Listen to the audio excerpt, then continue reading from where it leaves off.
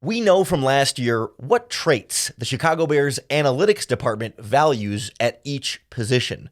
So we're going to go through this year's draft class to figure out which prospects best fit what the Bears prioritize. You are Locked On Bears, your daily Chicago Bears podcast. Part of the Locked On Podcast Network, your team every day.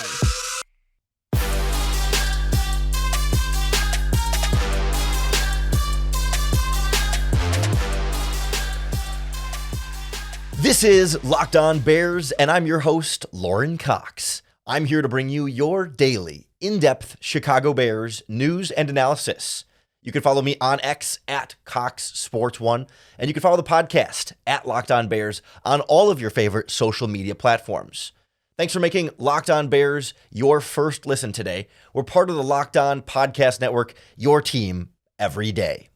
On the show today, we take a look back at the Chicago Bears identified critical factors at each position to guide and get a sense of how this Bears draft class could align with what the Bears' priorities are at each of those positions. We'll look at the wide receiver class to see, especially at the top, which wide receivers the Bears might prefer in terms of the mold of players they like. We'll look at the defensive ends, the edge rushers, some of the interior pass rushers, and if there's time, we'll touch on some safeties and some offensive linemen as well to try and get a sense of which prospects the Bears might favor. So the source of all this, do you remember last year in the lead up to the draft, the Bears do their own in-house documentary series that's called 1920 Football Drive, where they kind of go behind the scenes. And last year they were going behind the scenes of the trade down from number one. And in one of those episodes, they talked to the Bears analytics director. This would have been posted on April 12th of 2023. So basically a full year ago. And in that video, they popped up on the screen what the Bears analytics department had identified as critical factors. That was the exact phrase that the video used, was critical factors at each position, essentially identifying the traits that the Bears value the most at each of these respective spots. And each position had a different set of traits attached to it. The video's still up on the Bears YouTube channel if you want to go look at it yourself. It went position by position, and the video cuts before you get through all of them, but we get to see everything on defense and most of the positions on offense. And so we can use those traits that the Bears clearly value and then compare them to what the prospects in this year's draft have to get a sense of who the Bears might like best. I think it's key for us to keep in mind that these so-called critical factor traits here are not all or nothing, right? It's not as though the Bears are saying players have to have these traits in order for us to draft them, but it does key us in on what the Bears might prefer, right? There might be a prospect that doesn't have all those traits or has other traits that are better, and the Bears still like that player better. They're still going to evaluate the tape and the talent overall and not just rely purely on, do you have these traits, yes or no? But these are the critical factors that they see as most important to a player's success. So if we start at the wide receiver position, for example, most notably in that critical factors list for the Bears, not listed there is anything specifically about speed. When you look at wide receiver in particular, they list three critical factors, and they actually categorize that as wide out, WO, not WR for wide receiver. But the three critical factors on the Bears analytics list for wide receiver at the top, and they're not numbered, but in order, they go from release, which would be, getting off of the line of scrimmage is the first thing they list, followed by the second item is route running / separation. And then the third item is hands / ball skills. Again, not speed, not explosiveness, not deep ball tracking, but release, route running / separation, and hands / ball skills. Those are the most critical factors the Bears have identified at the wide receiver position, which makes sense, right? This stuff has to do with getting open for your quarterback and then catching the ball. And speed can help with that, but you don't necessarily have to be fast to get open. You do need to have a good release off the line of scrimmage, or else you're going to get jammed and taken out of plays in the NFL especially.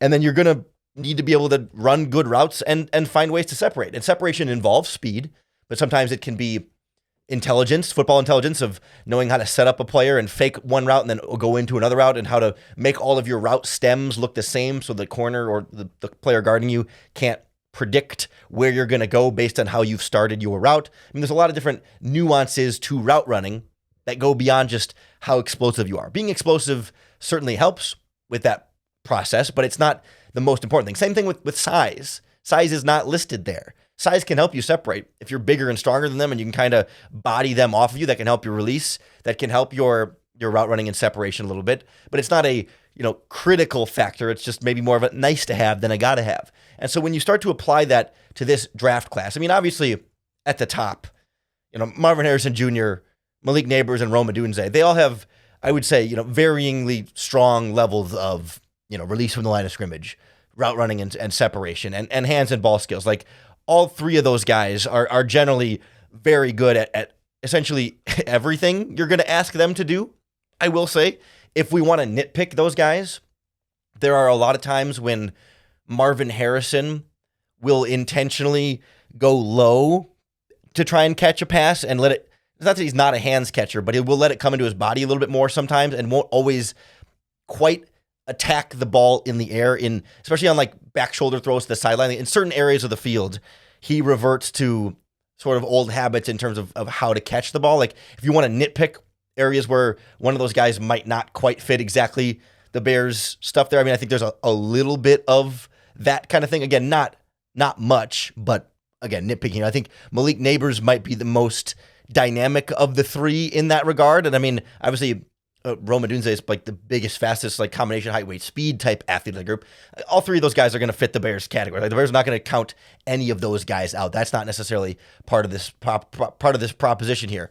But I do feel like if you look like down the list at wide receiver a little bit more, somebody like Xavier Worthy from Texas is great. I mean, he's got the speed, but like, he's good at running crisp routes and making difficult catches, having good ball skills and stuff. Like, I'm not sure. He's 5'11", 165, so his releases are, not perfection here. And as you get down there, like, fewer and fewer of these guys are going to be able to be great at all of these things. But like, I think it gives you a sense of the type of mold of wide receiver they tend to prioritize. It's not about necessarily the guy who's going to be the greatest after the catch. Like, that is important.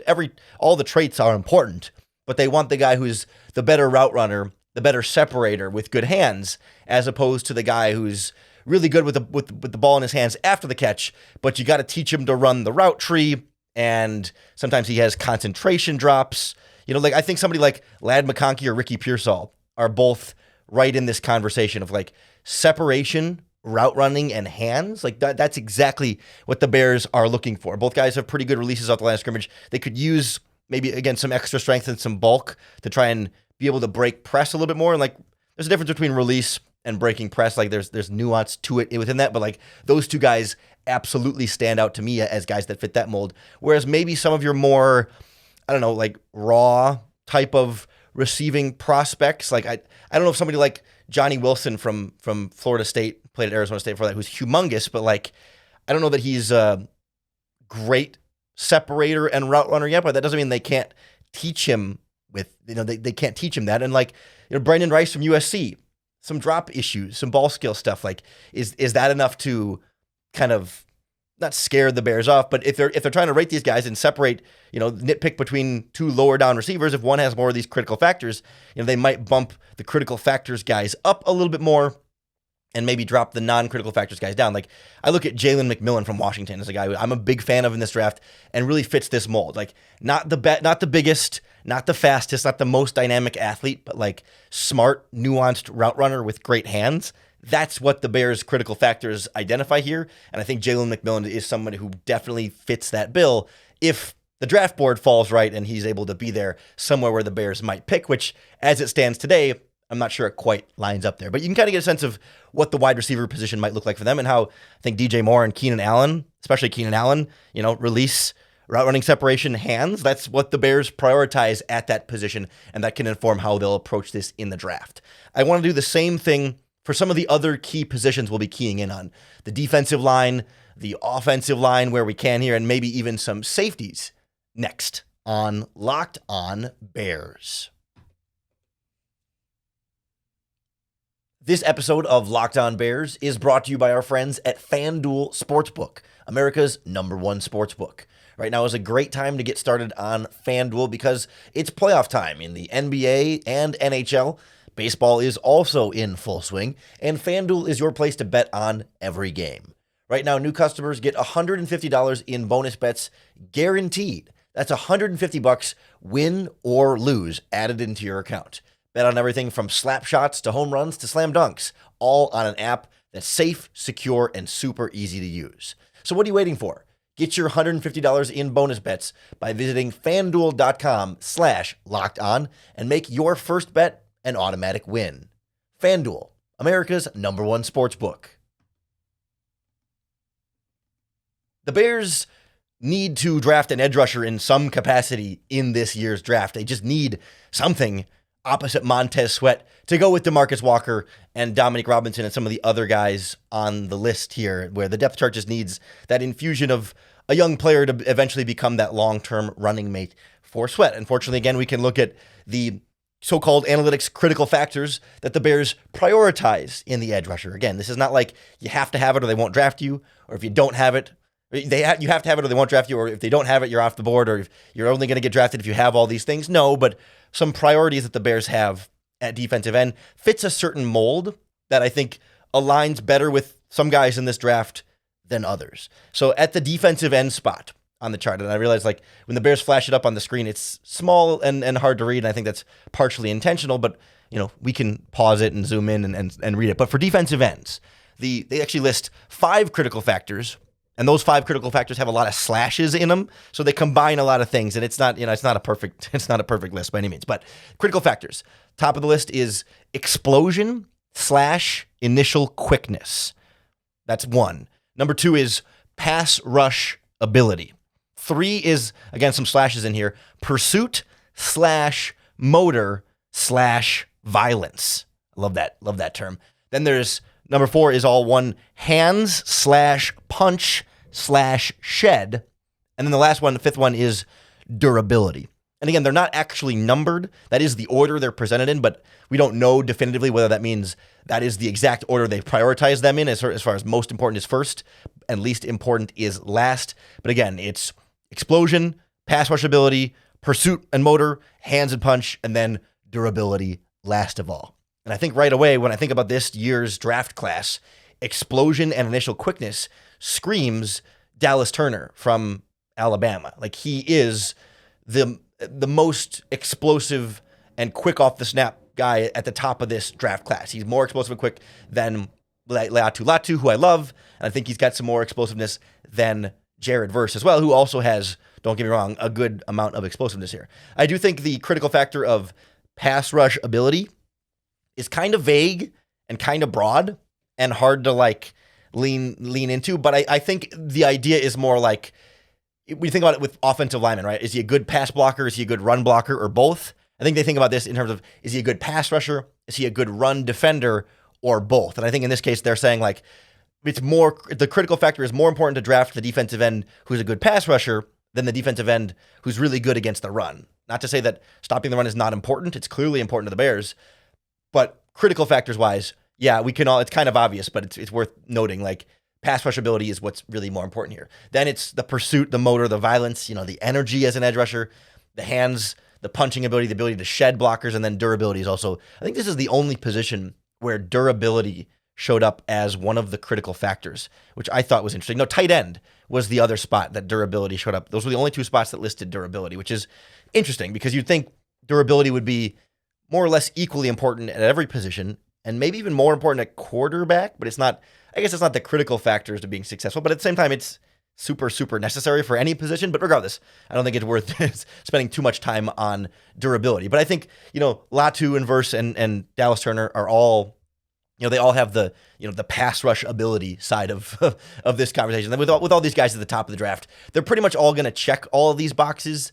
It's just a matter of like, in what form. Like, Latu and Turner are also explosive and have good quickness. It's not to say that they're not, or that they're lacking in that department, but I do think Turner has a little bit more than the best of them. I certainly think someone like Chop Robinson from Penn State absolutely fits that mold.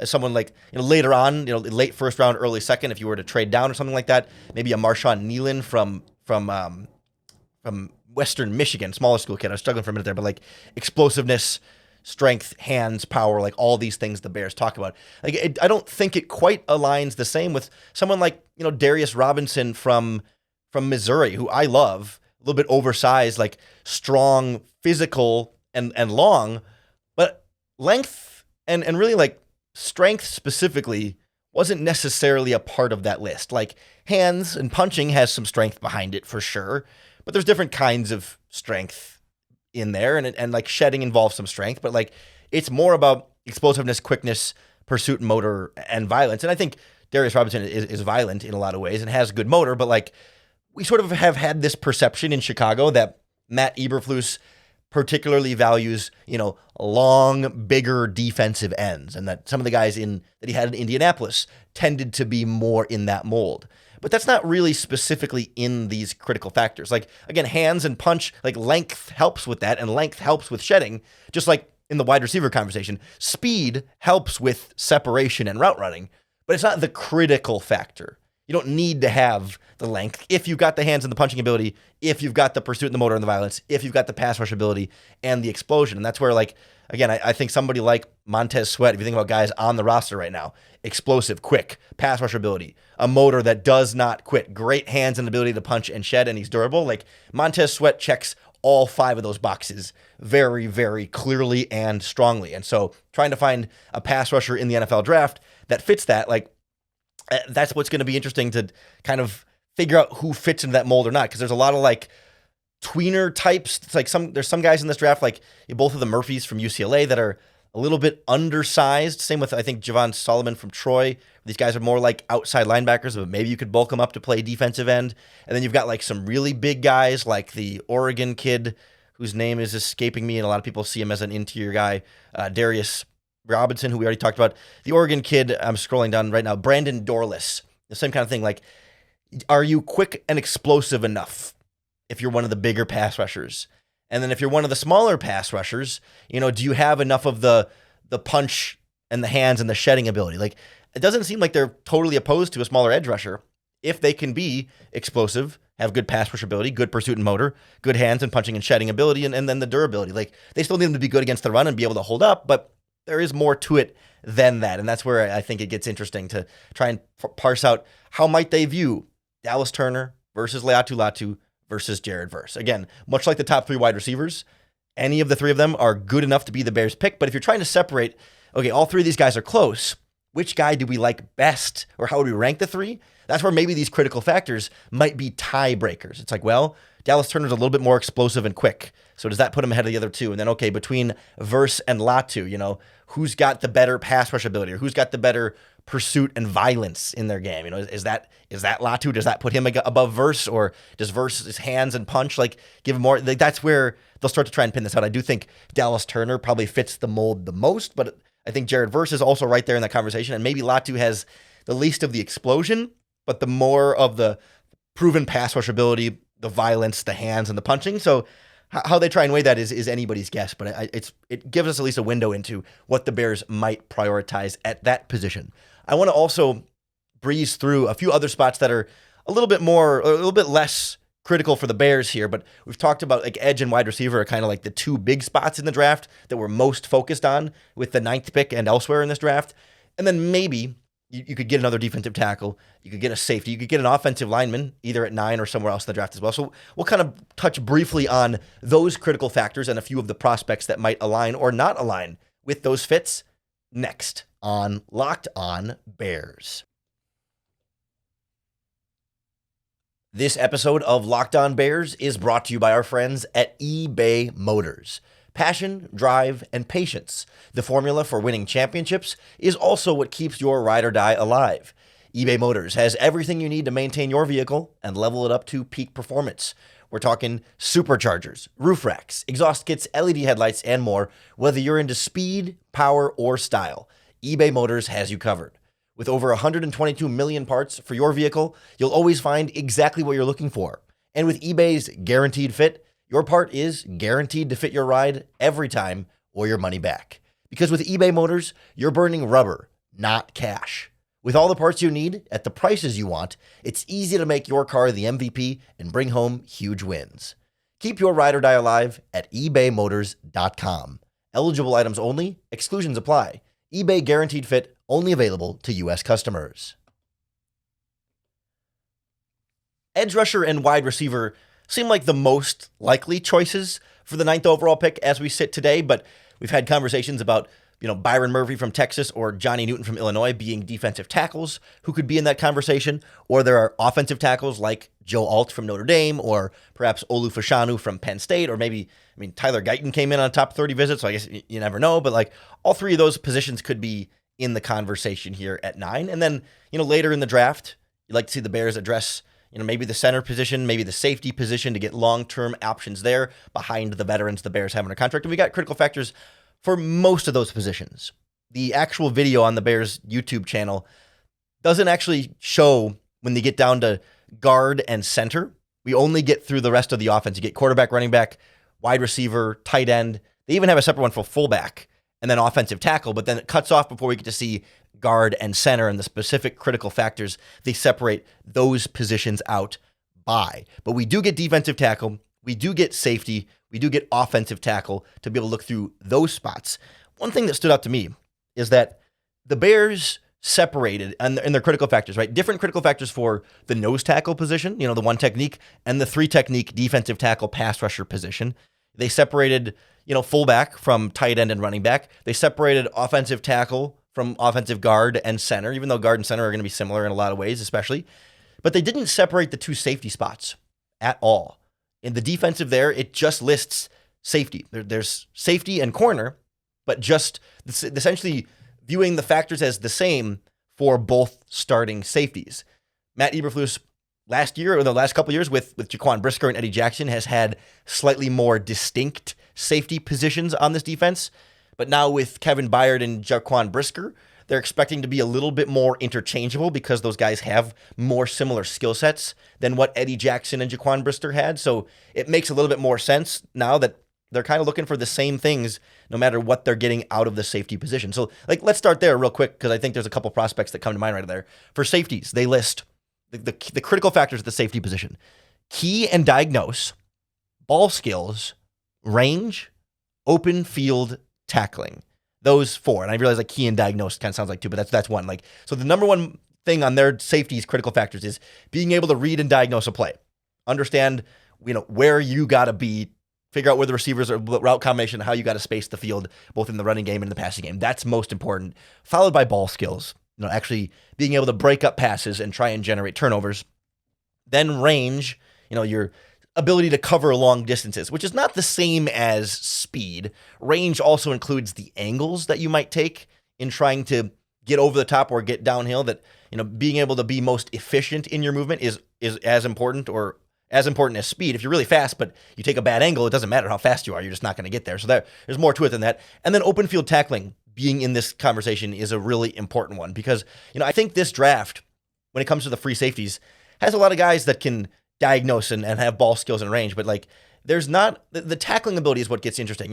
What comes to mind right away for me is when you get down into the 3rd round range. The Bears are not taking a safety in the 1st round, obviously, in this year's draft, but you get to, the 3rd and 4th round picks that the Bears have right now. There's really 2 main free safeties that are expected to go in that range. There's some other strong safeties around that range, but really it's Cameron Kitchens from Miami and then Kalen Bullock from USC. Both are free safeties that have generated a bunch of turnovers, have pretty good range, good ball skills, be able to diagnose plays deep from the back end, and even in the running game, be able to come downhill and know where they're supposed to go. But both of them have been particularly, I was going to say bad, but that might be harsh. Both of them have struggled frequently with open field tackling, especially Kalen Bullock. I think they're both willing tacklers. They're just not good at it. They both miss double-digit tackles every single season in college. And I'm curious how critical of a factor that'll be for the Bears.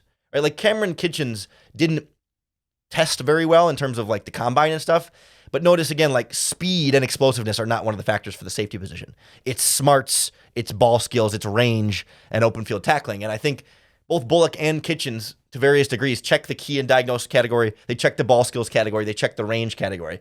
but neither one really checks the open field tackling category. But like, that's kind of it for your like early mid-round free safeties. Maybe Dadrian Taylor Demerson from Texas Tech.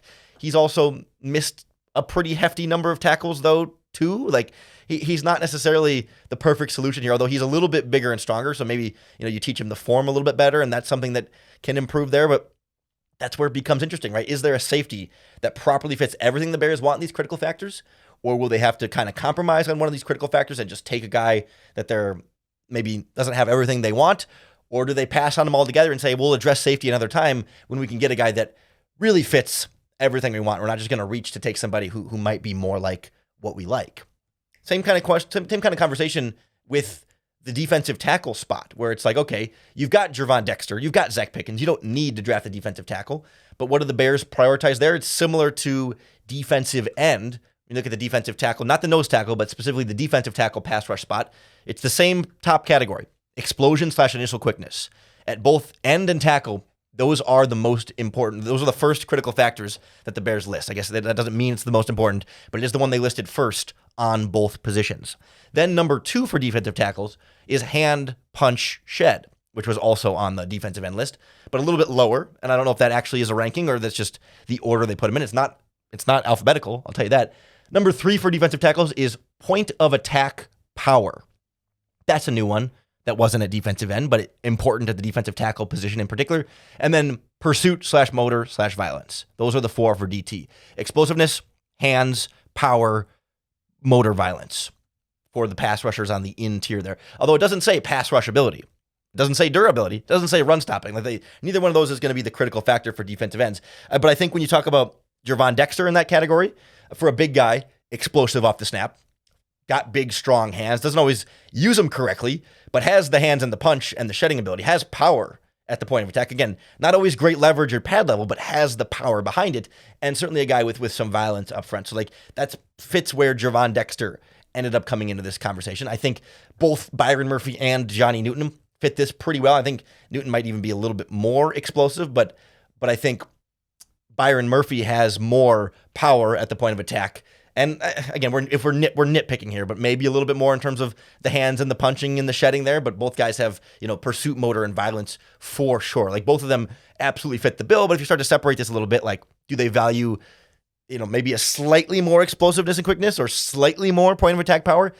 Either guy they're going to like. But I'm curious if one of those categories pushes them higher up over the other ones. Like those are the main 2 defensive tackles that we've heard a lot about this offseason and are at least possibly in the conversation for the 9th overall pick. We don't have a lot of time here to go through like a bunch of different defensive tackles because I wanted to just briefly also touch on one other position with the offensive tackles and someone like, Joe Alt or Olu Fashanu. We don't have the center or the guard critical factors here, but when we look at offensive tackle in particular, you can see the 3 critical factors they list. First of all is pass pro ability, then length, and then foot quickness, which hits Braxton Jones to an absolute T. Better pass blocker than run blocker, I think. Good length, good quick feet. Maybe not as heavy in the pants, as they say, in terms of, anchoring and the weight in that regard, but that's not one of the critical factors they list. It's interesting because, does Darnell Wright fit that perfectly? Not exactly. I mean, I thought last year someone like Paris Johnson Jr. fit that a little bit more. We talked last year about how Peter Skoronski didn't have the length. Bears chose not to take him. And is that the only reason? We don't know, but it is interesting how that coincides when length is one of their critical factors. Maybe they're not going to take a shorter armed offensive tackle. I certainly think Olu Fashanu from Penn State hits all 3 of those with, flying colors. Great. One of the best pass protectors in this draft. Good length, very great foot quickness. Joe Alt hits all of those as well. But maybe some of the shorter offensive tackles in this draft, maybe the Bears are one of these teams that says, no, somebody like Troy Fatanu from Washington, maybe not a tackle to them, doesn't have the length they might want. Does someone like Talise Fuaga from Oregon State, like does he have the foot quickness that they want at the offensive tackle position, or is he more of a guard for them? Like it seems like they like light pass protecting long offensive tackles. That seems to be their priority. And again, they're not separating left and right tackle here. It's just offensive tackle. Both of them, they want the same things from generally.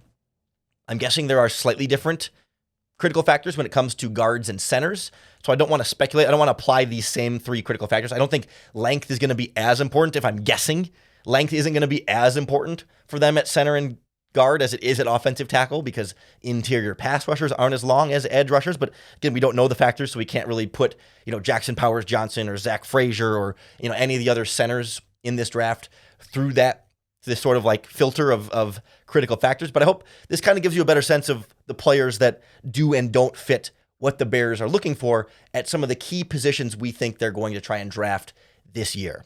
I'd love to hear if there's other prospects you think fit these factors perfectly. Is there a name that, and I don't have time to go through every single player in the draft and check yes or no, but is there a name that stands out to you that's like, oh man, this prospect fits that list perfectly. The Bears absolutely should love this player. Or if there's another player that you're like, man, this player really doesn't fit the Bears critical factors list. Let us know in the comment section here on the Locked On Bears YouTube channel, or you can tweet us at Locked On Bears or post in the Locked On Bears Facebook group.